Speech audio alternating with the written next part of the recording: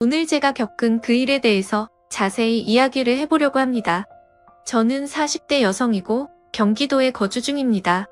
남편과는 연애만 5년 했고 결혼한 게 올해 9월이면 딱 10주년이 되겠네요. 솔직히 말하면 남편은 좀 힘든 사람이었습니다. 연애를 하면서도 결혼 자체가 머릿속에 그려지지 않았죠. 저도 내성적이고 낯을 가리는 성격인데 남편은 저보다 더 심했습니다. 만나고선 처음에는 저를 싫어하는데 억지로 나온 건 아닐까 의심이 될 정도로 감정 표현에도 서툴렀죠. 그런데 왜 그런 거 있잖아요. 저보다 더 말이 없는 사람이 있으면 제가 더 떠들게 되고 저보다 더 소심한 사람 앞에서는 이전에 저보다 더 대범해지는 그런 거요. 저도 그랬던 것 같습니다.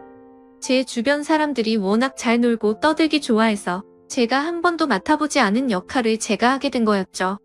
난생 처음 있는 일이라서 그런지 저는 그 사람을 위해서 더 밝고 쾌활한 사람이 됐던 것 같아요. 그런데 희한하게 그런 제 모습이 싫지 않았습니다.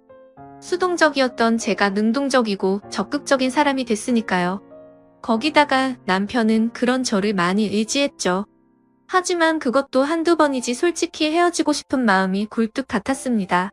혹여나 작은 다툼이 생기면 매번 눈치만 보는 남편이 답답했고 연애가 점점 길어지니 조바심이 났던 것 같아요. 그래서 결혼 전에 저는 남편에게 이별을 통보했었습니다. 우리 여기서 그만하는 게 좋겠어. 그게 무슨 말이야? 그만하자고? 헤어지자는 말이야. 이런 것까지 내가 하나하나 다 말을 해줘야 돼? 이해했어. 그런데 왜? 왜 갑자기 헤어져야 하는데? 이런 게 싫은 거야. 혼자 생각은 안 해? 내가 왜 화가 났는지 다 설명해야 되는 연애가 싫다고. 다른 사람은 알아서 착착 생각하고 또 실수 안 하려고 하는데 저는 말하다가 지쳐서 한숨을 푹 쉬고는 다시 이어 말했죠. 됐다. 더 이상 말해서 뭐 하겠어. 우리 연애만 벌써 5년이야. 내 주변 친구들은 다 결혼하고 있는데 5년이나 됐는데도 자기네 처음 만난 그때랑 똑같아. 솔직히 지쳐. 미안해. 하지만 난 헤어지기 싫어. 그리고 결혼도 하고 싶어. 하고 싶어? 억지로 떠밀어서 듣고 싶지도 않다 정말. 결혼하고 싶다는 사람이 무슨 일에? 나도 낯가리고 소심해. 그런데 자긴 너무 심하잖아. 대체 왜 그래? 왜? 미안. 그런데 그게 고쳐지지 않아. 그런데 마음은 진심이야. 실은. 남편은 주섬주섬 자신의 가방에서 뭔가를 뒤지더니 꺼내더군요. 저는 그걸 보고 깜짝 놀랐습니다. 결혼 반지였어요. 이게 뭐야? 언제 준비했어? 그게 자기랑 3번째 만났을 때. 뭐? 이걸로도 제 남편이 어떤 사람인지 충분히 짐작이 가실 겁니다. 결혼하겠다는 마음을 먹고도 그걸 말하지 못해서 5년 동안 반지를 가방에 넣고 다닌 그런 사람이었어요. 그 사람을 보고 있으면 막막한 기분이 가장 먼저 들었고 두 번째로는 지켜주고 싶다는 생각이 들었습니다. 문제는 이런 감정을 여자가 가져도 되나? 하는 의문이었죠. 그래서 결혼 전에 저희는 사실 한 번 헤어졌었습니다. 반지를 가지고 다니면서 진심을 전하려고 했던 것은 감동적이었지만 앞으로도 그렇게 살 걸 생각하면 막막했거든요. 그런데 확실히 연애 기간이 길어서 꽤 힘들었습니다. 그래서 친구들의 소개로 다른 사람도 몇 번 만나게 됐죠. 밝고 쾌활하고 주도적인 제가 원했던 그런 사람들과 소개팅 자리를 가졌습니다. 근데 존나 짜증나잖아요. 그래서 내가 어떻게 말했냐면 막 야발스발거리면서 욕을 한 바가지 퍼줬죠. 진짜 이상한 놈들이라니까. 아, 그랬군요. 그렇죠. 대가리에 총 맞은 게 아니면 그렇게 깝치지 말아야 한다고 봐요. 내가 근육질은 아니라고 해도 실전 노가다 근육이라고 알아요? 진짜 그런 인간들은 맞아야 정신 차려요. 그런데 막상 제가 적응하지 못하겠더군요. 말 끝에 욕을 달고 있는 게 습관이거나 말 자체를 함부로 하는 사람도 있었고 자신은 이런 사람이니 알아서 맞춰달라는 사람도 있었죠. 결국 그렇게 돌고 돌아 다시 남편을 만나 결혼하게 됐던 겁니다. 사람의 모든 면을 좋아할 수 없고 제가 그 이상을 원하면 욕심이라는 생각으로 어느 정도 포기를 한 거였죠. 하지만 그게 제 발목을 제대로 잡을 줄은 몰랐습니다. 남편의 성격으로 추측했던 시어머니의 성격은 정반대? 아니, 다른 방향으로 완전히 달랐으니까요. 스스로는 시원시원하고 쿨하며 누구보다 열린 사상을 가졌다고 이야기했지만 근본이 달랐습니다. 시어머니는 그냥 막말을 하는 사람이었고 생각이라는 필터를 거치지 않고 그냥 내뱉는 사람이었어요. 그리고 남편은 그런 시어머니를 말리지도 못했죠. 솔직히 저조차도 감당이 되지 않는데 남편이 막을 수 있는 수준이 아니긴 했습니다. 그런데 그때는 왜 그렇게 그게 서운했는지 모르겠어요. 단순히 생각하면 너희 엄마고 네가 자식인데 그 정도도 못하나? 이런 생각이었던 것 같습니다. 시작은 처음 인사드리러 가는 날부터였죠. 이야기는 많이 들었다고 하면 좋겠지만 난 솔직히 제가 연애를 하는지도 몰랐어. 아, 네? 아가씨, 적당히 예의 차리고 사람 눈 보면서 이야기해야지. 내가 바닥이니? 아, 그게 긴장이 돼서. 한국 사람들은 이게 문제라니까. 고개 숙이는 게 예의라고 가르치니 바닥만 보고 있지. 사람과 대화를 하는데 눈을 봐야 되는 거 아닌가? 아가씨, 대학은 나왔어? 네? 4년? 2년? 4년째요. 그럼 학자금 대출은 받았어? 네? 형편은 고만고만한 모양이네. 학자금 대출, 난 우리 애들 그런 거 하나도 주지 않았는데. 특히나 우리 큰애는 장학금까지 타서 들어갔거든. 거기서 내내 전액 장학금 받고. 들었어요. 회사는 계속 다닐 거지? 네, 그럴 생각이긴 한데. 그래야지. 생각은 무슨. 난 말이야, 굉장히 솔직한 사람이야. 아마 지내다 보면 속으로는 딴 생각하면서 겉으로는 착한 척하는 그런 시어머니보단 훨씬 편할걸? 난 내 아들이 결혼하면 다달이 용돈 100만 원은 받아야겠어. 그 정도 차격은 있잖아? 아, 네? 네, 라고 한 거지? 원래 결혼 전에는 아들이 50만 원, 100만 원씩은 줬었어. 내 아들 둘 다 말이야. 만약 너희가 아이 낳아서 내가 키우게 된다면 용돈에 더해서 200은 받을 거고 알겠니? 그게 비싸다고 생각하면 친정에 맡기면 되는데. 그때 남편이 머뭇거리면서 끼어들었죠. 엄마, 그 정도만 하세요. 돈 이야기를 왜 자꾸. 시끄러. 이건 미리 말해야지.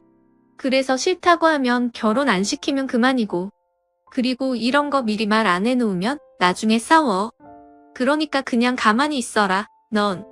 당황스럽긴 했지만 그건 시어머니의 말에 동의하는 부분이었죠.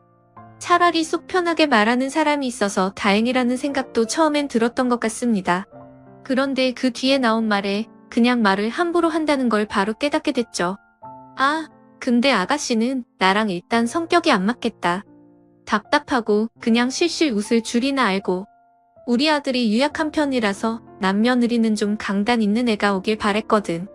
그래야 나랑 코드가 맞지 않겠어? 좀 놀 줄도 알고 센스도 좀 있었으면 한데. 그 옷이 참. 여기가 조선시대도 아니고 치렁치렁 긴 치마에 검은색 청자? 최대한 예의 있게 입은 건데요. 별론가 봐요. 우리 엄마도 그런 옷은 안 입을 것 같네. 어쨌든 손물 부분이 많아 보여. 촌스럽고 약간 뒤떨어지는 그런 느낌? 차차 맞춰가 보는 거지, 안 그래? 아, 네? 뭔가 잘못됐다는 걸 알긴 했지만 결혼 전엔 그랬습니다. 뭐 만나봐야 얼마나 만나겠어? 하는 아니라는 생각을 했었죠. 더구나 그 사람도 너무 미안해했고 본인의 어머니에 대한 자각이 있어서 그나마 나쁘지 않다고 생각했었어요. 만약에 자신의 엄마라는 이유로 이해를 강요하거나 제가 예민하다고 몰아갔다면 분명 저는 파혼을 선택했을 겁니다. 그래서 저희는 결혼을 강행했고 결혼하고 몇 개월은 평범한 신혼부부처럼 그렇게 지냈어요. 애초에 시댁은 저희 집과는 거리가 있었고 그래서 그대로 간다면 별 문제가 없을 거라고 자신했죠. 하지만 시어머니가 갑자기 저희 집 근처로 이사를 오면서 상황은 완전히 바뀌기 시작했습니다. 너희 둘 다 일하니까 내가 오며 가며 집에 이상이 있는지 없는지 파준다니까. 엄마, 그건 좀. 뭐가 그건 좀이야? 답답하네.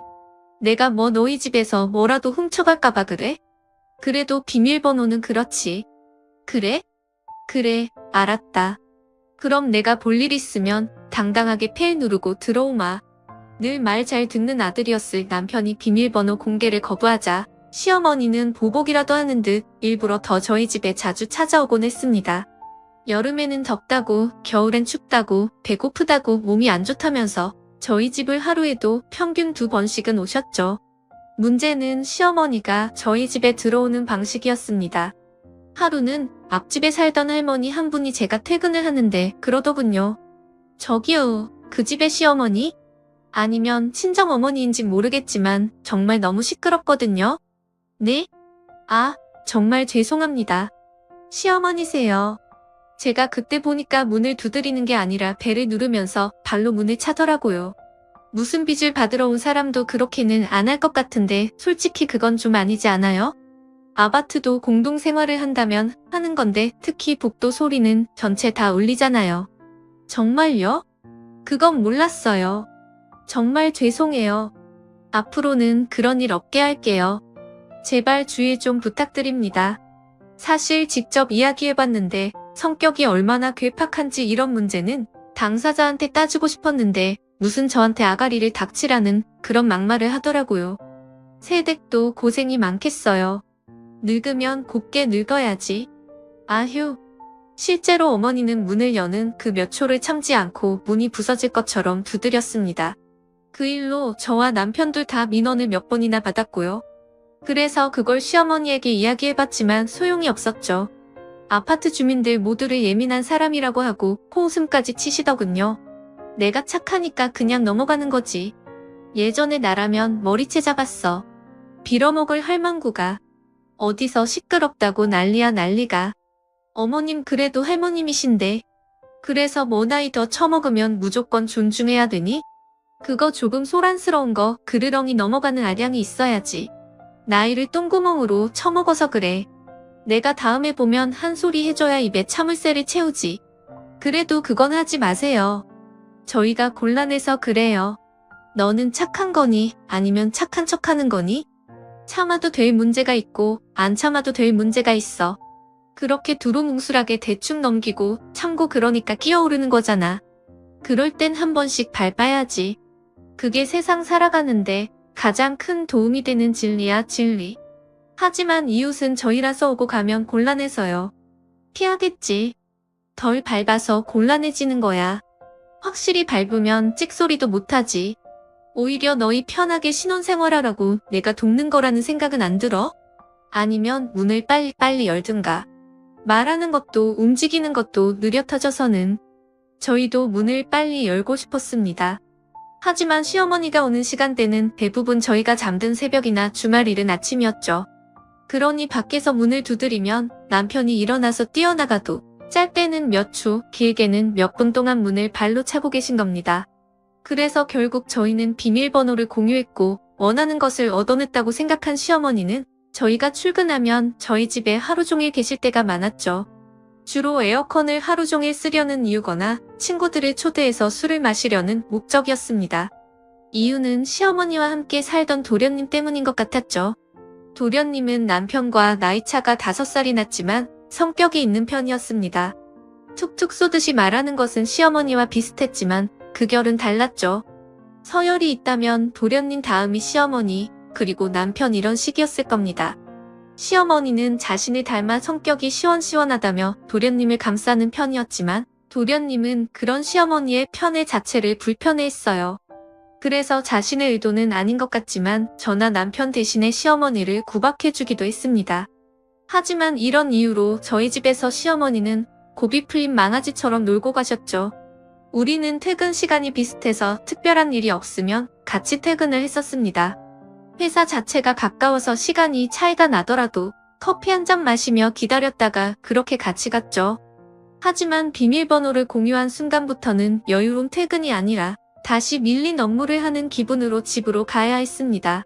문을 열자마자 굴러다니는 술병과 함께 찌든 담배 냄새에 경악을 했어요. 처음 그런 일이 있을 때는 정말 집에서 뭘 태웠나 하고 뛰어들어갔지만 그 뒤로는 구분이 돼서 놀라운 일도 아니었습니다. 저희 집에서 쓰는 그릇을 재떨이로 만들어두고 거기에 아주 많은 담배 꽁초가 마치 파인애플처럼 꽂혀 있었죠. 종류가 각각 다른 걸 보니 어머니의 친구들이 하나같이 담배를 태운다는 것도 알게 됐네요. 우린 그걸 치우고 펼쳐놓은 쓰레기도 버리고 더럽게 쓰고 간 화장실 청소까지 해야 했습니다. 저희 방에도 들어와서 옷을 이것저것 입었는지 제 서랍장이 온통 엉망일 때도 많았고요. 그런 이유로 남편은 늘 제게 미안하다면서 호소하곤 했습니다. 그걸 보니 남편이 소심하고 낯을 가려서 연애를 오래 했던 게 아니라 이런 상황을 예상해서 그런 건 아닐까 추측이 됐죠. 저는 당시에 정말 스트레스를 많이 받았어요. 뭔가 드라마에서 보는 시집살이와는 또 다른 느낌의 시집살이였으니까 말입니다. 음식을 해라, 설거지를 해라, 넌 옷이 그게 뭐니? 이런 종류가 훨씬 더 나을지도 모른다는 생각까지 들더군요. 그런 고전적인 시집살이면 화가 났어도 다들 이렇게 살겠지 하는 생각이라도 했을 것 같아서 말이죠. 그런데 저는 시어머니 술 심부름, 담배 심부름, 그리고 친구들을 데리고 와서 노는 뒷정리를 하고 있으니 현실적이지가 않는 느낌만 들었습니다. 무엇보다 잔소리 종류도 그랬죠. 옷 좀 짧게 입어라, 촌스럽게 하고 다니지 마라, 가슴 좀 까고 다녀라, 신발이 운동화밖에 없냐는 소리에 대응할 방법도 없었어요. 실제로 저는 원형 탈모까지 왔었습니다. 그냥 머리가 좀 유난히 빠진 애라고 생각만 했는데 어느 날 뒷머리를 만졌는데 느낌이 다르더군요. 아주 부드러운 아기살을 만지는 그런 느낌이 들었고 남편에게 물어보니 500원 동전 크기만큼 머리가 빠졌다는 걸 알게 됐죠. 그런데 그게 끝이 아니라 그 바로 옆에 하나가 더 생겨서 한동안 가발을 쓰고 출근을 할 정도였습니다. 이대로 가면 정말 내가 먼저 죽겠구나 하는 생각이 들 때 저는 아이를 임신하게 됐죠. 그러자 남편이 바로 시어머니에게 앞으로는 집에 와서 담배도 피우지 말라고 했습니다. 실제로 손주 욕심이 있었는지 시어머니는 그 뒤로는 이전처럼 자주 오진 않았어요. 이런 말하기 뭐하긴 하지만 진즉에 임신을 할 걸 그랬나? 이런 생각도 들어. 나도 그런 생각했었어. 이제 안 오시니까 당신도 마음 편하게 먹어. 스트레스가 아이한테 안 좋잖아. 나도 최선을 다해볼게. 저는 출산이 임박했을 때까지 회사 업무를 그대로 봤지만 시어머니가 집에 잘 오지 않는 것만으로도 컨디션은 훨씬 좋았습니다.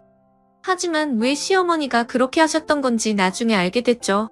바로 아이를 낳은 이후에 자신이 받을 200만 원 때문이었습니다. 넌 회사 복귀해야지. 설마 그대로 퍼질러서 살림만 하겠다고 하는 건 아니겠지? 그게 아니라 저희 회사 육아휴직도 있어서요. 육아휴직? 그건 뉴스에서 나도 봤다. 막상 다시 돌아가면 자리도 빼앗기고 그런다고 하던데. 넌 알고도 그걸 믿고 그냥 집에서 쉬겠다는 거야? 저희 회사는 복지는 좋아요. 복지? 개소리야. 연봉이나 높여주지 무슨 복지? 요즘에 동물 복지다 뭐다 하면서 자연에서 뛰어놀던 닭이 낳은 계란, 방목닭이라면서 가격만 비싸게 쳐받는 것들이랑 뭐가 다르니?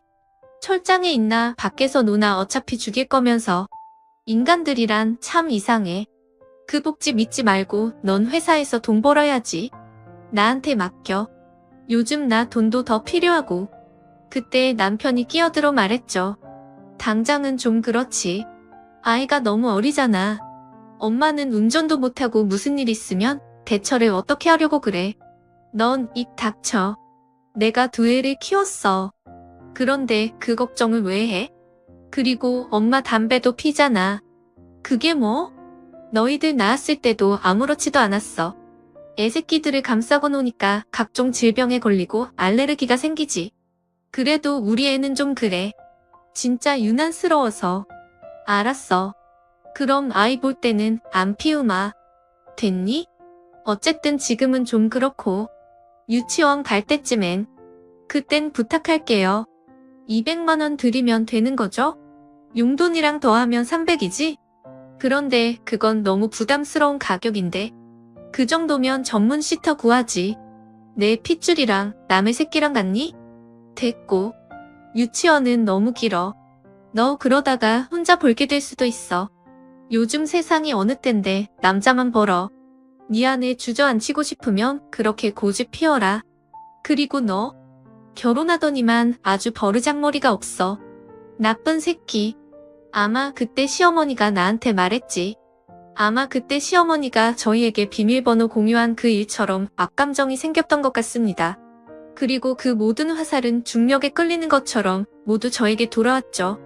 집에 여자가 잘 들어와야 하는데 네가 아들을 망쳤다는 말을 제 얼굴만 보면 하시기 시작했습니다. 그리고는 자신이 과거에 어떤 일을 있고 사람을 어떻게 바보를 만들었는지도 이야기하시더군요. 내가 학교 다닐 때 친구 하나는 나만 보면 오줌을 질질 쌌어. 알아? 그러시군요. 너 같은 애들은 딱 괴롭히기 좋은 먹잇감이었다고 나한테. 진짜 예전엔 이렇게 마주보고 상종도 안 했는데 내가 성격이 많이 좋아졌다. 아들 가진 죄인이지 이게. 그 구박은 정말 상상을 초월하는 수준으로 유치했지만 듣기 역겨운 것들이었어요. 어떤 날은 이혼을 생각하면서 이를 부득부득 갈다가도 남편이 아이를 씻기고 있는 모습만 보면 그런 마음은 목욕 거품과 함께 사라졌죠. 솔직히 시어머니만 빼면 모든 게 완벽했습니다. 말이 많은 것도 아니고 멋대로 답답하지만 늘 저를 돕는 남편과 눈에 넣어도 아프지 않을 아이, 그리고 절약하고 아끼면서 사는 소비 습관까지도 놓치기 너무 아까운 것들이었죠. 그렇게 참고 또 견디면서 시간을 보냈습니다. 그렇게 시간이 흘러 아이가 유치원에 들어가면서 사건이 터지고 말았습니다. 저는 이미 이전에 복직을 한 상태였고 시어머니의 반강제로 아이를 결국 시어머니가 돌보고 있었는데요. 유치원 선생님이 아이가 유치원에 들어가면서 사건을 터지고 말았습니다. 그 이유는 충격적이게도 아이가 폭력적인 성향을 보인다는 거였죠. 아주 가끔씩 시어머니와 비슷한 말을 할 때 단단히 교정을 시키긴 했었지만 누군가를 때리는 건 상상이 안 되는 것이었죠. 그래서 시어머니가 아이가 유치원에 들어가면서 사건을 터지게 된 것이었죠. 아주 가끔씩 시어머니와 비슷한 말을 할 때 단단히 교정을 시키긴 했었지만 누군가를 때리는 건 상상해 본 적이 없어 놀라 달려갔습니다. 일단 상대의 아이 어머니와 그 아이에게 진심으로 사과를 한 뒤에 아이에게 물었죠. 너 왜 그랬어? 친구 왜 때렸어? 아이는 아무 말도 하지 않았지만 나중에 그 일의 전말을 알게 됐습니다. 시어머니가 아이에게 누구든 조금이라도 거슬리면 코를 때리라는 교육을 받았던 거였죠. 그걸 알게 된 건 제가 빨리 퇴근해서 시어머니 댁으로 가고 있었는데 마침 놀이터에서 시어머니가 딸을 가르치는 소리를 직접 들었기 때문이었어요. 저는 그날 처음으로 시어머니에게 반기를 들었고 딸을 맡기지 않겠다면서 데리고 와버렸죠. 물론 시어머니가 그걸 인정하실 분도 아니었어요. 예전처럼 저희 부부에게 어떻게든 복수할 생각을 하셨을 겁니다. 하지만 하필 그와 거의 동시에 도련님이 결혼하겠다고 인사 오게 되면서 복수 방향은 예비동서와 저를 차별하는 걸로 바뀌더군요. 신기하게도 정말 예비동서는 시어머니가 그토록 말하던 여성상과 비슷했습니다. 자, 치마도 더 짧게 입고 다녀도 좋고 그 나이에 할 수 있는 건 다 해봐야지. 담배는 피우니? 뭐 예전엔 잠깐 피웠어요. 그래? 끊었다니 아깝네. 그 좋은 걸. 그럼 술은? 술도 잘하니? 소주는 2병 정도 마시고 맥주는 배부르지 않으면 계속 먹을 정도? 어머, 너 정말 마음에 쏙 드네. 그간질 때문에 참 속이 뒤집혔는데 널 보니까 시원시원 아주 기분이 좋다. 이제 결혼하고 나면 내 형님이 되는 거야. 너도 꼬리 타분한 형님 모시느라 힘이 좀 들 거다. 뭘 모셔요? 그냥 사는 거지. 저는 이런 위계질선 별로라서 그냥 친하게 지내면 좋겠네요. 아유, 그래? 친하게? 아하하, 우리 새아가가 아주 마음이 곱네. 저 딱히 착하진 않은데. 뭐 그렇게 봐주시니 감사하네요. 시어머니의 계획은 그랬을 겁니다. 동서의 환심을 산다. 그리고 같은 편이 돼서 저를 괴롭힌다는 계획이었을 거예요. 하지만 문제는 동서가 도통 관심이 없다는 거였죠. 이런 부분은 도련님과 소름 끼치게 비슷했기 때문에 시어머니도 아차 싶었을 겁니다. 하지만 이미 그런 걸 알아차리기 전에 결혼식이 진행이 됐고 돌이킬 수 없었죠. 다만 동서 내외는 저희가 살고 있는 동네와 꽤 떨어져 있었기에 자주 보진 못했습니다. 명절이나 제사에 가끔 들르는 수준이었으니까요. 그러다가 시어머니가 그게 못마땅했는지 평소엔 하지 않던 김장을 하겠다며 집합을 시켰습니다. 한참 배추를 썰고 절이고 있을 때 동서가 뒤늦게 왔죠. 그걸 보고는 시어머니는 자신의 고무장갑을 벗어서 동서에게 던졌습니다. 얼른 오라니까 뒤늦게 와서 이게 뭐 하는 짓이니? 내가 아무리 예쁘다고 해주면 좋겠는데 시어머니 알기를 얼마나 우습게 알면 이 시간에 왔겠어?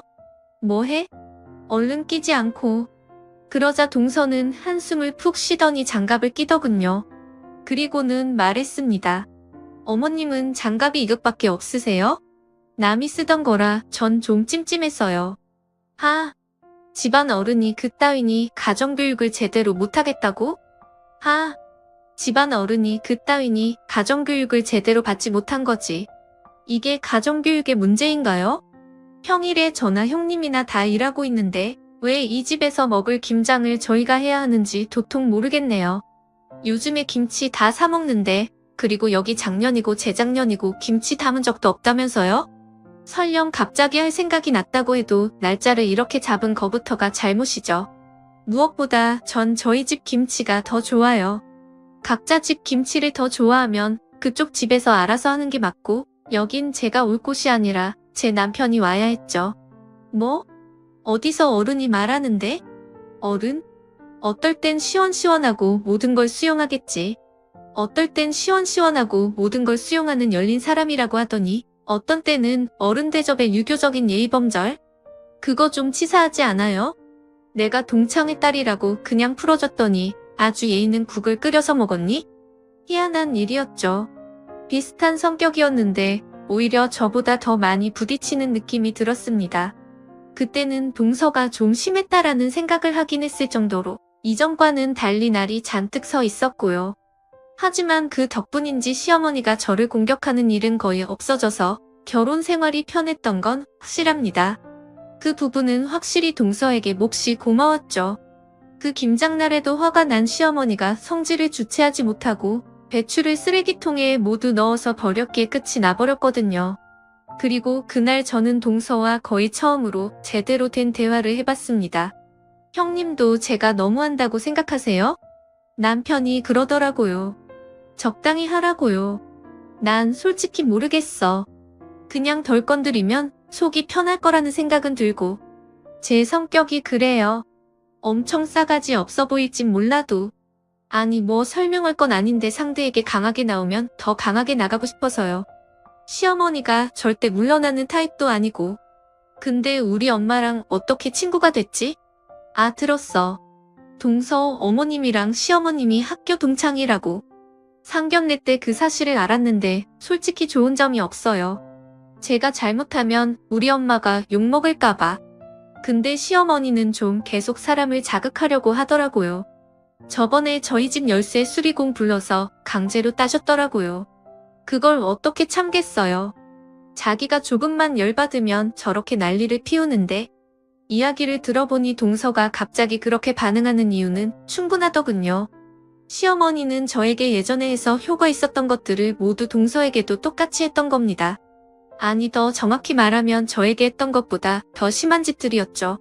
이전엔 저희 집 서랍을 뒤진 것에 그쳤지만 동서는 화장품과 가방, 그리고 집에 뒀던 현금까지도 싹 들고 가셨다고 하더군요. 그런 일이 있었어? 나한테 말을? 아니다. 내가 무슨 도움이 된다고. 미안해. 왜 형님이 미안해요? 말해도 풀릴 일 아니라는 거 알아요. 저희 남편도 틱틱거리긴 해도 혼자 자기 키웠다고 또 엄마라면 끔찍해하는 인간이라. 중재도 제대로 못하고. 형님네도 그렇죠? 응. 더구나 우리 남편은 서방님보다 성격도 유약한 편이라 절대 반기를 못 들어. 최악이네. 그래도 제가 들어와서 좀 편하시죠? 제가 웬만한 건 다 화살체가 맞아드릴게요. 저는 그런 거 끄떡 없어요. 스트레스를 애초에 잘 받는 사람이 아니거든요. 말이라도 고마워. 근데 그것도 쌓이면 병이야. 그냥 피해. 그래야 동서가 행복해. 와, 지금 좀 소름. 우리 엄마랑 어떻게 이렇게 똑같아요? 앞으로 잘 지내봐요. 짧은 치마에 요란한 화장에 온몸을 두른 명품. 겉으로 보고 절대로 친해질 수 없는 사람이라고 생각했지만 동서는 실제로는 정말 유쾌하고 친절한 사람이었다. 동서는 실제로는 정말 유쾌하고 좋은 사람이더군요. 아마도 시어머니 스스로가 되고 싶은 그런 사람이었을 겁니다. 아주 가끔 저녁을 함께 먹곤 했는데 어느 식당에 가도 사장님들이 반겨주고 주방 이모님과도 친했죠. 성격도 굉장히 호탕한 편이었기에 함께 있으면 즐거웠습니다. 동서와 함께 있으면 시어머니에게 받았던 모집 말들이 중화되는 느낌까지 들더군요. 저를 위해서 대신 화를 내주기도 하고 제 편이 돼주기도 하니 저도 모르게 동서에게 많은 위로를 받았습니다. 그래서 명절에도 이야기를 나누면서 함께 음식 장만을 하고 동서의 지휘로 저희 남편과 서방님까지 가세해 이전보다는 훨씬 수월했죠. 헌데 그걸 그냥 두고 보실 시어머니가 아니었습니다. 자신의 계획대로 진행이 되지 않고 오히려 저희 둘이 같이 다니니 당장이라도 떨어뜨려 놓고 싶다는 생각을 했던 것 같아요. 뭐? 생일날에 내 동생을? 동서도 가족들을 부르라고 했다고? 아니, 어떤 시댁에서 자기 생일이라고 며느리 가족들을 부른다는 거야? 그니까요. 진짜 어이없죠? 우리 남편이 쭈뼛거리면서 말하는데 명치를 쳤다니까요. 저번 명절에 오랜만에 친구한테 축하받고 싶다고 할 땐 분위기가 이상하다고 생각은 했어요. 아무리 친구라지만 그 음식들이면 그냥 시키자. 요즘 가정식 뷔페로 시켜도 된다고 하더라고. 오 형님 어쩐 일로? 시어머니 생신이 월요일이야. 일요일에 하실 분도 아니고 무조건 월요일에 할 텐데. 직장인들의 월요일은 의미가 다르잖아. 눈 뜨면서 퇴근하고 싶어지는 날 우리가 음식까진 못해? 아, 그럼 음식은 해결이 됐는데. 아, 진짜 또 왜 그러는 거지? 벌써 머리가 지끈지끈. 지나갈 거야. 좀 더 참아보자, 응? 그리고 그날이 다가왔죠. 저희 부부와 동서내외가 돈을 각출해서 최고급 뷔페를 불렀습니다. 적당한 가격으로 타협을 하면 저희 보고 차리라고 할 게 뻔했기에 어쩔 수 없었어요. 그리고 선물을 준비하고 케이크와 와인, 꽃다발까지 그렇게 준비해서 제 여동생과 함께 시댁으로 향했죠.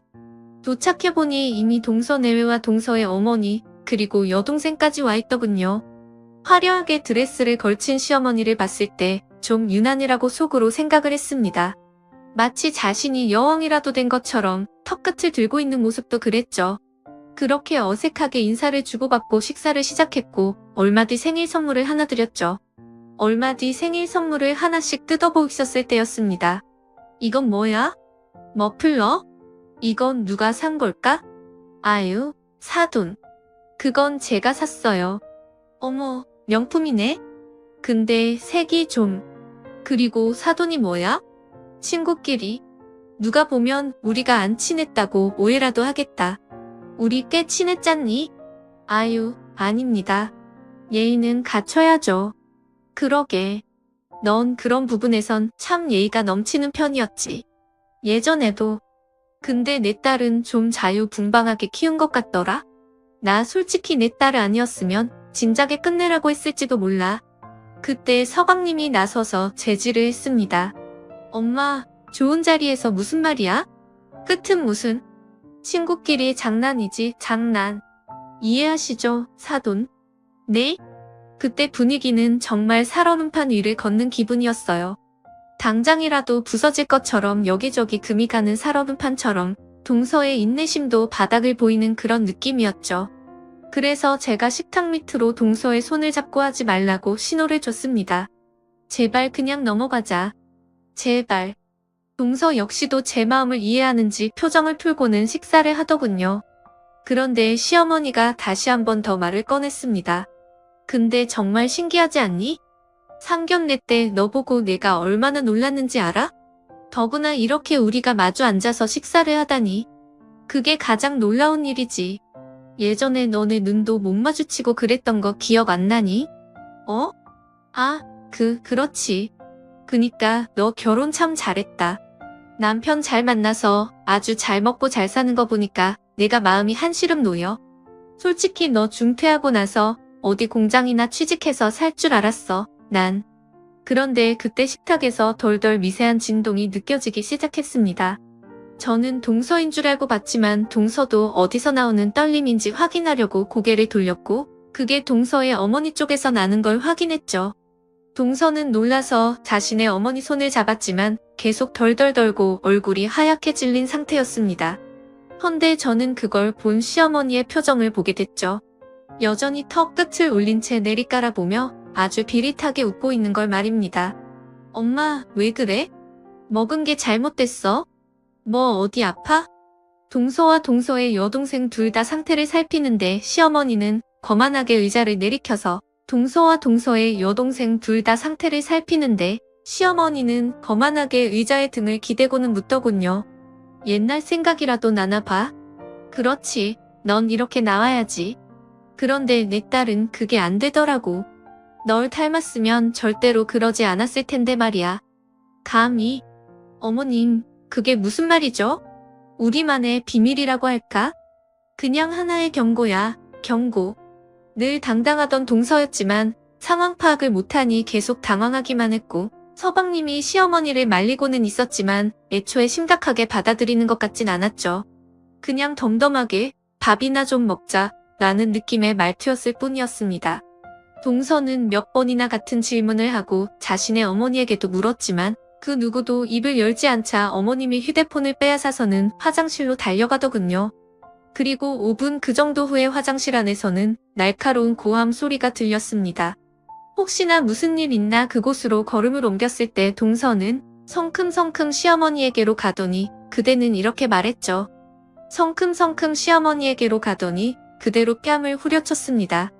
마치 정전 같은 정적이 지났고 서방님과 저희 남편이 동서를 말리기 시작했죠. 하지만 동서는 몸까지 떨면서 분노를 주체하지 못했고 발길질까지 하려고 하더군요. 그런데 시어머니가 그 틈에 일어나더니 동서의 어머니의 뺨을 갈기는 겁니다. 이에 놀란 사람들의 손을 부딪히고 동서는 시어머니의 머리채를 휘어감았죠. 야, 이년아 미쳤냐? 죽으려고 환장했어? 지금 누굴 때려? 엄마 괜찮아? 당신 미쳤어? 이혼당하고 싶어? 우리 엄마한테 뭐 하는 짓이야? 당장 놔. 머리채 놔. 뭐 하는 짓? 그러는 너네 엄마는 우리 엄마한테 왜 그랬는데? 그게 무슨 말이야? 그냥 장난이라고. 우리 엄마 자퇴한 게 너네 엄마 때문이라고 알아? 너희 엄마가 우리 엄마를 괴롭혔어. 학교 폭력으로. 그런데 뻔뻔하게 동착. 그러자 서방님이 시어머니에게 물었죠. 엄마 아니지? 아니야. 제가 사람을 잡네? 그럼 물어봐. 물어보면 되잖아. 하지만 동서는 그 상황을 보고는 인위적으로 깔깔 웃기 시작했습니다. 우리 엄마 휴대폰 자동 녹음되거든? 너네 엄마가 우리 엄마한테 한 짓 그대로 들어있더라. 믿기 싫으면 들어봐. 동서는 휴대전화를 식탁 가운데 던졌고 그 안에서 욕설을 내지르는 시어머니의 목소리가 생생하게 울렸어요. 시어머니는 동서의 됨됨이를 먼저 운운하면서 이딸년이란 말을 쓰기 시작하더니 왕년에 자신이 했던 폭행과 폭언 그대로를 되물려주고 싶다고 했습니다. 그리고 그 폭행은 기존의 시어머니가 이야기하던 것과는 차원이 달랐어요. 바늘을 신발에 넣어놓고 가위로 머리카락을 자르고 담배를 여러 개 입에 물려 불을 붙이는 짓까지 했다고 했습니다. 그걸 듣는 모두가 놀랐지만 동서의 어머니만 눈물을 흘리고 계셨죠. 그런데 서방님이 가만히 있다가 얼른 휴대폰을 꺼버렸습니다. 그리고는 말했죠. 그 말에 동서는 이성이 끊어진 사람처럼 자신의 남편에게 달려들어 주먹을 날렸고 그 뒤에 숨어있던 시어머니가 같이 바닥에 쓰러졌습니다. 그리고는 시어머니를 때리기 시작했는데 서방님이 끼어들어 동서를 밀쳐내자 동서와 함께 온 여동생 그리고 덜덜 떨기만 하던 어머니까지 가세해서 시어머니와 서방님을 때리기 시작했죠. 저는 너무 놀라서 제 딸의 눈을 가리고 있었는데 남편의 반응이 심상치 않았습니다. 하얗게 질린 표정으로 가만히 있더군요. 남편은 대답도 하지 않았습니다. 저는 그 상황이 화가 났고 이 집 남자들에 대한 분노가 밀려왔어요. 죽어도 엄마 편이라 이건가? 하는 생각이 들었습니다. 바로 그 순간 시어머니가 이혼시킬 거라면서 소리를 지르더군요. 그때 엉망이 된 머리를 한 동서가 말했죠. 이 거지 같은 집구석 붙잡아도 나가려고 했네요. 여보. 왜? 너네 엄마 편 또 들어보게? 솔직히 까놓고 말해서 너네 엄마 우리 엄마 부러워서 그런 거 아니야? 자기가 학창시절엔 그렇게 괴롭혔는데 자기보다 더 잘 살고 화목해서 배 아파서 그런 거 아니냐고. 나 애초에 우리 엄마 괴롭히는 저런 악마 같은 게 시어머니였으면 시집. 이런 더러운 집에 시집 안 왔어. 평생 혼자 살고 말지. 이혼이 그렇게 쉬워? 차근차근. 야, 너 정신 똑바로 차려. 저런 시어머니보다 그걸 엄마라고 감싸는 너 같은 아들 때문에 대부분 이혼하는 거야. 너 같은 놈은 제발 재혼하지 말고 엄마랑 평생 살았으면 좋겠다. 평생 죽을 때까지. 정말 동서는 이혼을 했습니다. 아이도 없고 정리할 것도 없었죠. 다만 그 이혼의 책임을 가리려고 소송까지 갖고 시어머니는 위자료까지 물어줘야 했어요. 하지만 문제는 바로 저였죠. 그 일이 있고 나서 충격 때문인지 한동안 잠잠하던 시어머니는 제게 이전과 똑같이 굴기 시작했습니다.